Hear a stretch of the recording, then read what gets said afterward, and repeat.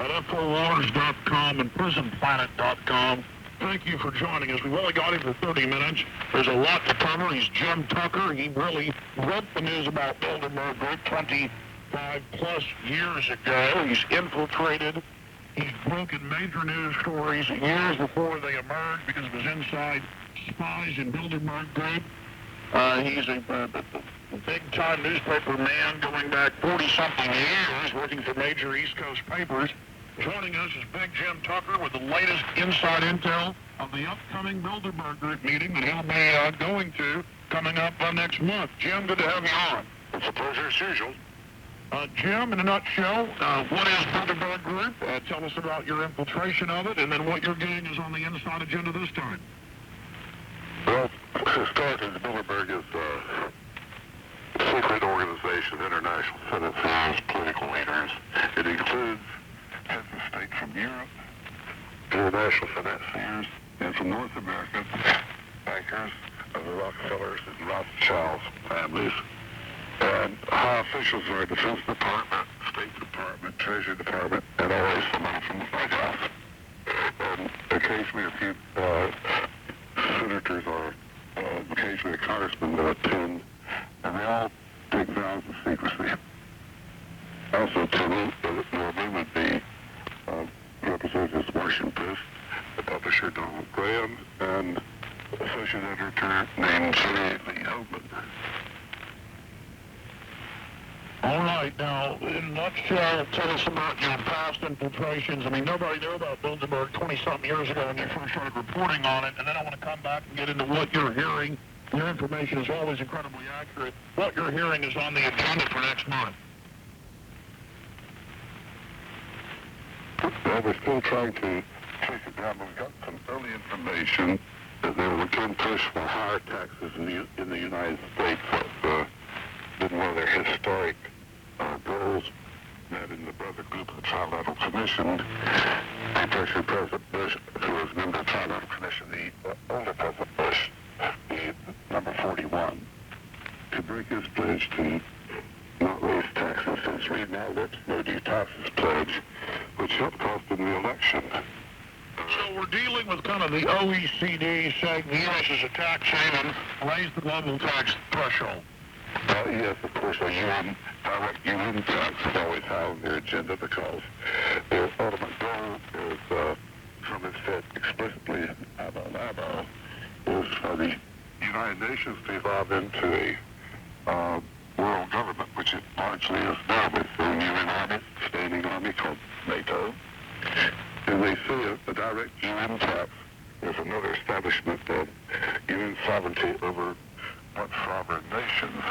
They propose title tax, which means you pay us, I know gas taxes are supposed to be high now, but you pay a fraction probably at the top of gasoline to the UN. That it would establish the precedent of the UN placing a direct tax on American citizens and all citizens throughout the world who drive a car. And they also have proposed tax on international financial transactions. If you ship money to Mexico, the Tobin tax. The Tobin tax. Yes. Mm-hmm. Well, you're going to be trying to infiltrate this year. I'm going to go back over some of your past infiltrations, and in major news that you've broken here from what you did inside Bilderberg, like the year of the Iraq attack, wasn't to be 2002, as you said, it was to be 2003. Yeah. And I want to talk about where it's being held this year and some of the things that you can tell us without giving away your full game plan of how you get the inside info. Jim Tucker, AmericanFreePress.net's the website. Amazing reporting. We have some of his articles posted on PrisonPlanet.com and Infowars.com right now as well. Jim, 3-minute break. We'll be right back to you, my friends. Stay with us. Bilderberg Group planning to put the squeeze on U.S. taxpayers. The Internationalist Bilderberg Group has called for higher U.S. taxes in the past, but this year, America's guilt will be the theme behind the locked and guarded gates of the plush resort in Italy, June 3rd through June 6th. Now understand, just 5 years ago, the Bilderberg Group didn't exist in the news. We were all called crazy conspiracy theorists. Jim Tucker was the first to ever even report on this 20-plus years ago. Now it's all over the news, but the military guards that you can't get near it, and our public servants go in, and when somebody's about to be president, little-known governors show up there. Jim, for those that just joined us, your infiltration over the years, the news you've broken year after year, and we're going to have you on right when you get back with the inside info you get, all this turns out to be so incredibly powerful. You said in 2002, the news was saying, we're going into Iraq in March of this year. You said, no, we have it from our spies inside. It is going to be in March or February of 2003, and indeed that happened. Time and time again, you're able to do that because these really are the power players, and you have tactics. And it's been on national TV. You get chased by guys in black cars and sunglasses, and all this stuff happening. I mean, you really are getting the job done, Jim. So go over some of your past coup d'etats with info, massive stories, and then the info you're getting pre-Bilderberg this year, and what we're going to see over there. Really interesting, illustrated in the case of the early establishment mainstream newspapers saying that we go to war in this summer of 2001 fall at the latest. Now, Jimmy Lee Hoagland was there at the Bilderberg meeting, and he heard our sister defense run for trying to pacify the European Bilderbergs who were very much opposed to the invasion of Iraq by saying we definitely will not go to war this year. Instead of coming back and telling those staff, told us about going to war this summer, late fall, it's not going to happen until next year, he was so faithful in his vow of silence. The World newspaper continues to make the mistake when I heard it from the Secretary's mouth. Actually, that was minor compared to some of the other ones. Because of the covering Bilderberg, we were able to do an advanced story on the end of the Cold War, the downfall of Maggie Thatcher, some other items that escape me at the moment, but were done at the time. Now, this year, they're going to pour guilt upon Americans in order to increase taxes and increase foreign aid. One of the documents will be passed around a report by the Center for Global Development, a report entitled Commitment to Development Index. It, as I've written a week ago, measures how good 21 rich nations are to the poor backward countries.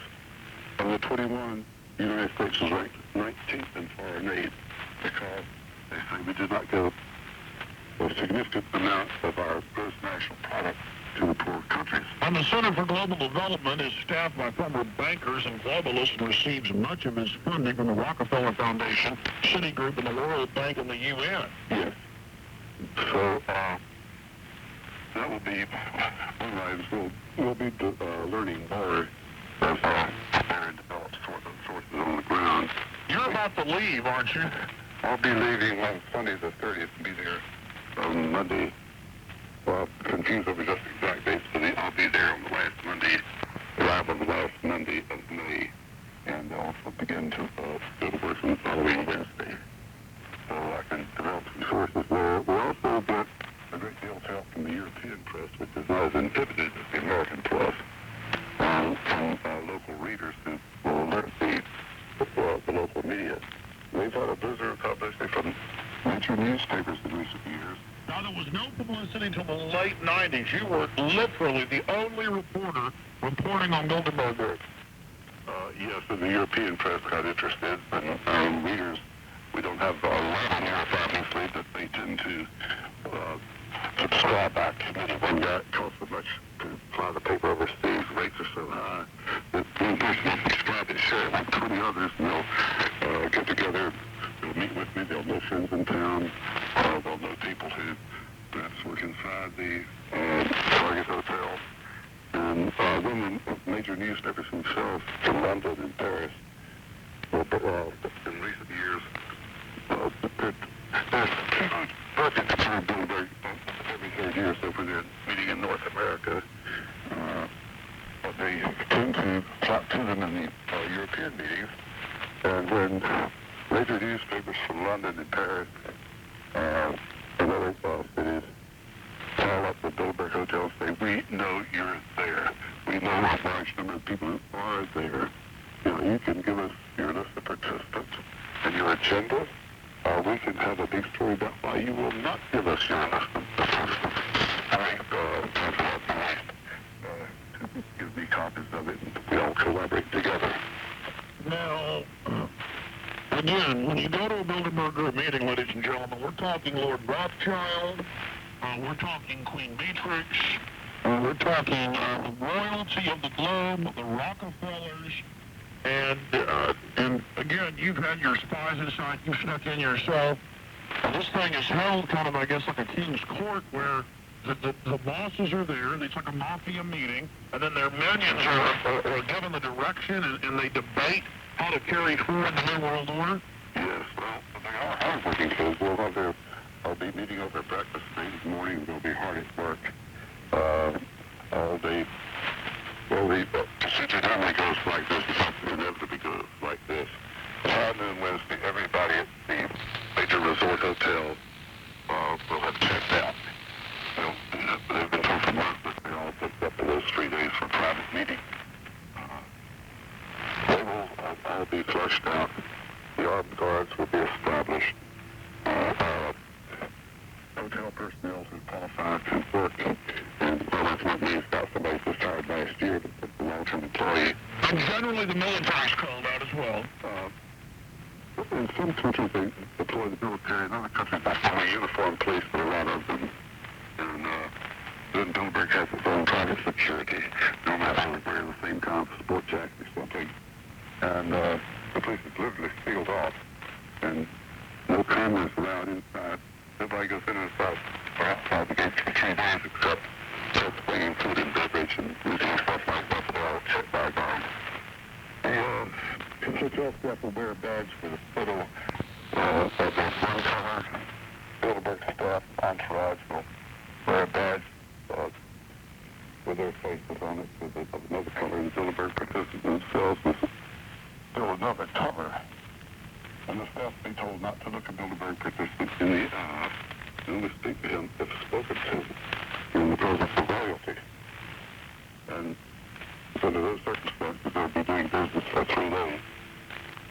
The preferred years go to say that they don't exist.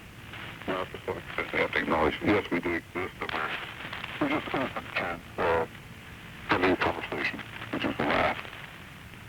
Now, Jim, I want to get into more of this year and where it's being held in Italy, but describe to us how you have actually physically snuck in to these. Well, in one case, the Gardeners in their little jumpsuits, some of them off premises, and they thought it was a lot of fun. They gave me a little orange jumpsuit, and I carried a rake, and I worked on the ground too. But when my house was stopped up, I was blind. Other times, sometimes I got over a suit, sort of needle wearing my Bilderberg suit. Probably be dry cleaning, but it was a dark suit like they all wear. Well, not always, but listen, they dress like beggars. Also, you found, Jim, that at first the hotel staff won't help you, but after the Bilderbergs are so mean to them, then they're all ready to talk. Well, there's always a few who help Muslims stay intimidated, but first they just gently inquire like a tourist like that. Something must be big happening around here because I told them to check out by Wednesday, or I was told I couldn't check in. So yes, I'm mysterious.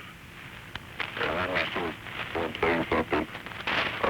Now, you've even stayed in the hotel till they come and everything's bugged. And...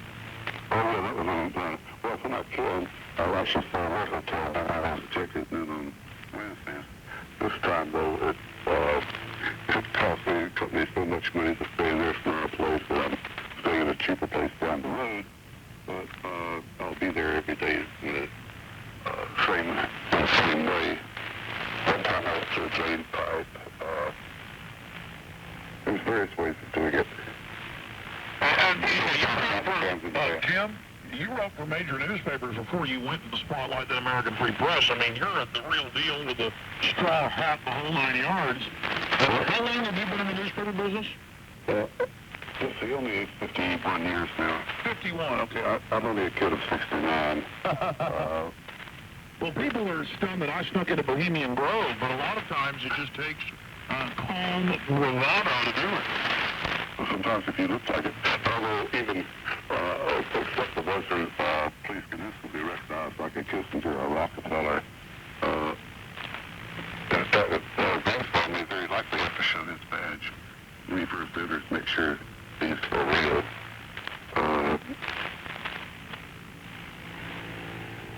Well, so what else have you gotten is on the agenda? Not just the global attacks, but and we know the globalists are behind the terror attacks, but I wonder what else is going to be on the agenda.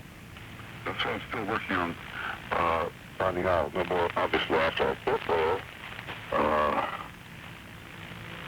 Now, where is this located? Where is this Stresa, Italy located? It's very about the line. It's a town of slightly under 5,000 people, but with four-star hotels and one five-star hotel, which is, of course, the Bilderberg Resort. Will the Italian president be there? Probably, because normally the head of the state doesn't tend, at least for one evening, to greet everybody and how wonderful they are. One exception to that so far has been in the United States, because the President of the United States simply cannot take a whole evening unaccounted for. Hillary Clinton was first lady attended the Bilderberg meeting here at Atlanta several years ago. But the best person that has ever come, because Bilderberg, Clinton was a member of Trilateral Commission and Bilderberg as governor. Stay there, Jim. We got a break. We'll come back and get more into the agenda, and we'll be getting the scoop when he gets back from Italy as well. Is coming up the next segment, and one of your calls at 800-25-99231. We'll have Mr. Tucker on for the full hour when he gets back from the Bilderberg Group meeting in Italy. I guess in a few weeks we'll be able to have him on. Jim, when are you planning to get back? Let's see, I'll be back, I think, on the 7th of June. We'll have to run hard for a few days, run in place hard for a few days when I get back to Washington, but the following week we can set something up. Yeah, let's do that on the 10th or 12th or something. Yeah.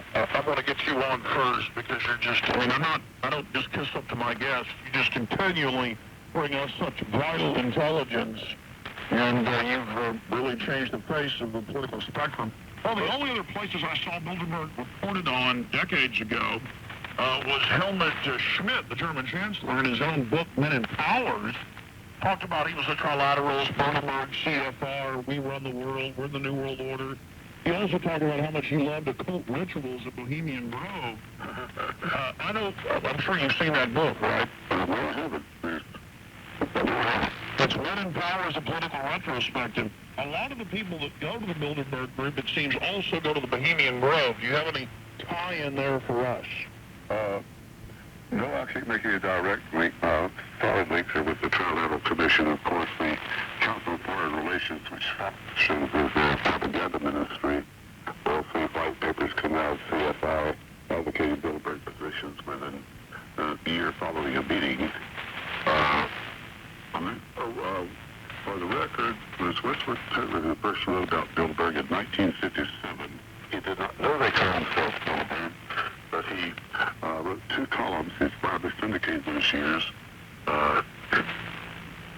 pointing out he'd seen these French characters on this place off Jekyll Island, or some such island off Georgia, about where they set up the new monetary system on income tax in 1913.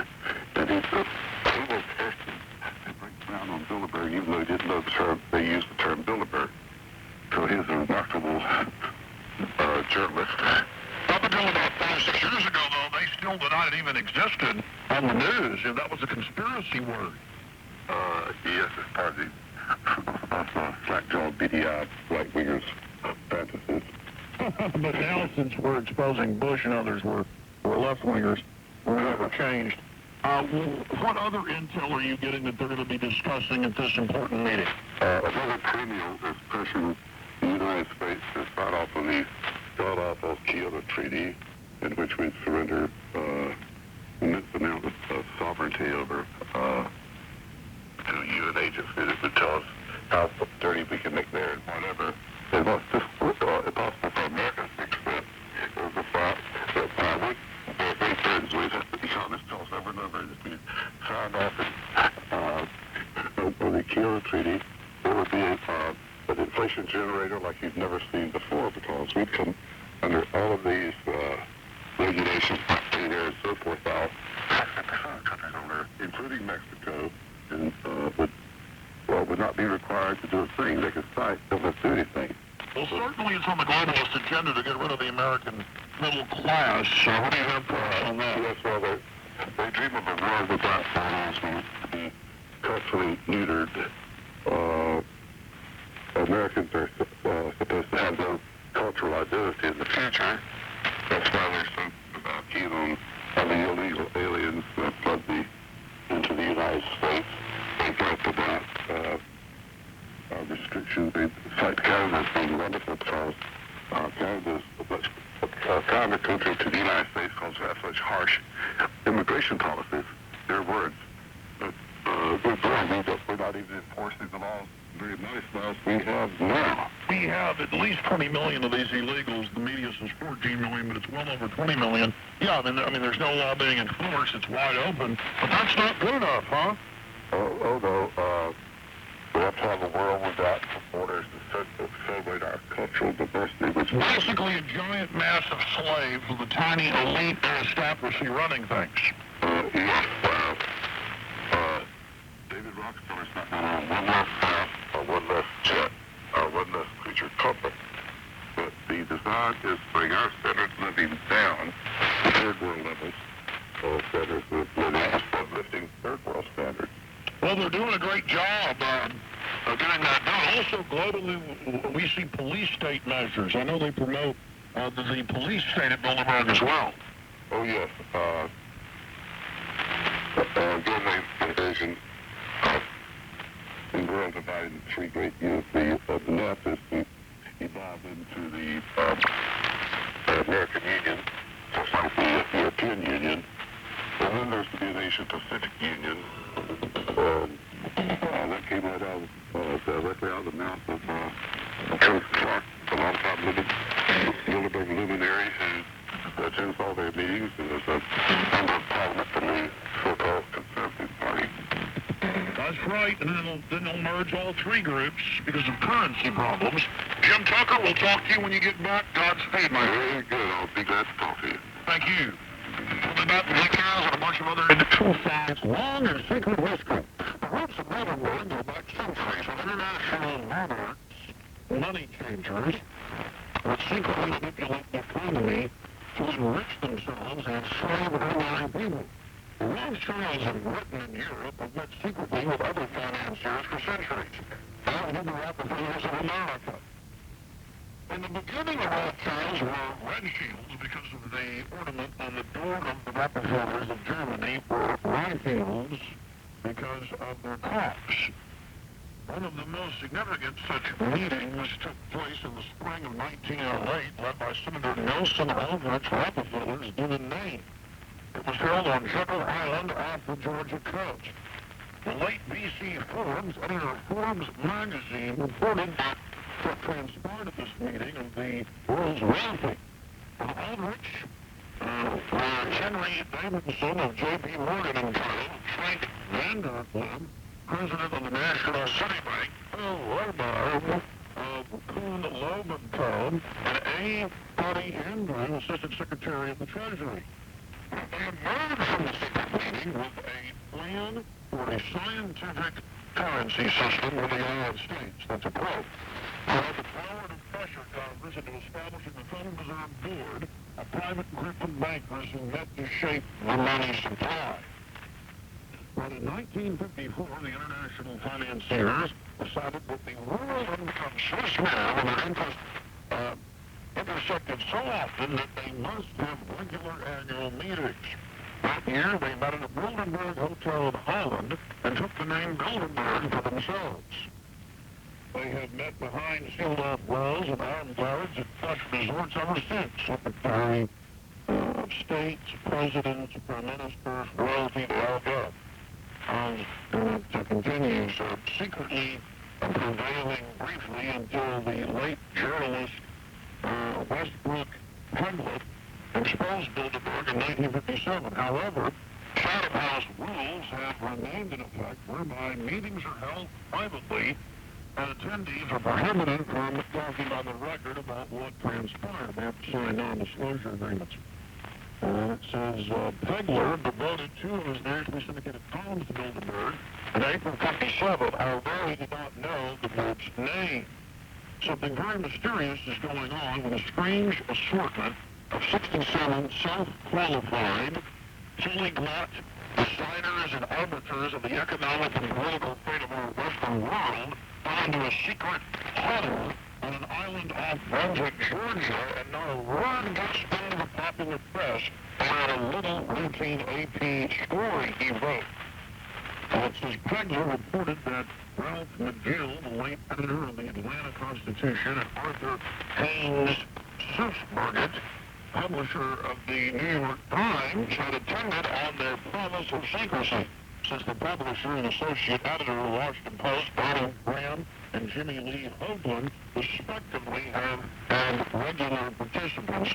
All network news channels have attended these meetings, all promise to abide by the rule of secrecy. Bilderberg, which typically meets at a luxury resort near a small town, this year's meeting is in a small town in Italy, with more than 5,000 population, provides a short press release for the local paper, preferably a weekly. It is designed to reassure natives and armed guards arrive, motorcycles and motorcades whir by, yachts attack and helicopters land, delivering unidentified people behind closed-off walls. The press release is the same each year. Only the site and dates are updated. It says individuals will meet privately to do nothing for 3 days. Otherwise, they try to impose a complete blackout. The blackout is virtually complete in the United States, where giant newspapers and broadcast outlets say they do not want the world, do not know what the word Bilderberg to appear. The pressures on Associated Press is obvious. They are the biggest customers, paying far more than a small circulation local paper. Small city papers depend on AP for all out-of-town news, even for their state legislative coverage. They run hard to stay ahead of the city council and high school football team. Unless informed directly, they have no knowledge that Bilderberg exists. While Bilderberg denies its meetings are significant, the record proves otherwise. The now defunct Spotlight wrote advanced stories on the end of the Cold War, the downfall of Margaret Thatcher as Prime Minister of Britain, and of President George W. Bush, the elder's breaking of his pledge to raise taxes based on what transpired among Bilderberg groups. More recently, the mainstream media in 2002 was asserting that the invasion of Iraq would come by late summer or early fall. American Free Press reported that there were no such aggression until 2003. The war began in 2003. Only what transpires in Bilderberg can provide a glimpse of what the future holds.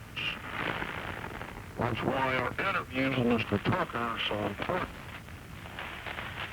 He's good to be an old man, smoked a couple packs of cigs a day. He's a good guy, and the amount of good people are following in his stead, and now there are dozens of reporters there trying to sneak in, being grabbed, arrested, detained, you name it. Let's go ahead and go to the calls. Kenny in Missouri. Go ahead, Kenny. Yeah, I graduated from high school about 1981. I was just watching your Newspaper 2 talking about the Nina Airport and activity going on there. And the narcotics trafficking. Right. And then the heard the other day talking about how the heroin and opium brought in from Afghanistan has actually doubled since we went in there. No, it hasn't doubled. It's gone from a few thousand tons to tens of thousands of tons. It's in the thousands of percentile increases. Well, back in the early 80s, I was at a party, and I used to be quite a little partier. I was 19, 20 years old, I left my house, and this guy breaks up a sprint of hashish. Okay, in the middle of this sprint of hashish is a stamp or a print in like a print-in stamp type thing. In the middle of it, depicted an arm holding up an AK-47 with a slogan going around it saying, "Support your Afghan rebels." Which, I mean, that's proof positive right there that the CIA has used illegal drug trafficking. Well, I mean, they were caught. It's been in the CIA's own Inspector General's report. I mean, it's just public knowledge. The police bust convoys of trucks and airplanes full of drugs, and the guys flash CIA badges. The cops go ahead and arrest them. That FBI swoops down with MP5s, pointing at the cops, saying, "Back off." Yeah. I mean, it was shocking to me that they do that, and then, and of course, back then, I thought it was they're going to bring it into the country and then arrest me for having it, And they put you in a prison that they own, that's private, and they're going to work for 20 cents an hour. Yeah, that's the and the guy that murdered them was going to do, maybe 5 or 10 years, and me that the average is right. The average that they brought in is going to do 40 years. That's it. The average prison for murder is 4.5 years. Thanks to God. Yeah, that's they want them back on the street to commit more murders, then we get into traffic in a police state. There's 4 things on that put the brain of the drugs. Good points, Kay. Mike, what he said real quick about the last year in Beechwood, Ohio, local police were tipped off to a couple of guys acting strangely in a hotel room. They call the local police. They bust these guys with, to get this $6 million worth of cocaine. And then the next day, the local authorities didn't arrest them correctly. A big-time judge let him go. They turned the coke over to the FBI, and we haven't heard about those guys going to trial. A few years ago, they caught a truck coming across, the Border Patrol did, with 3 tons of cocaine.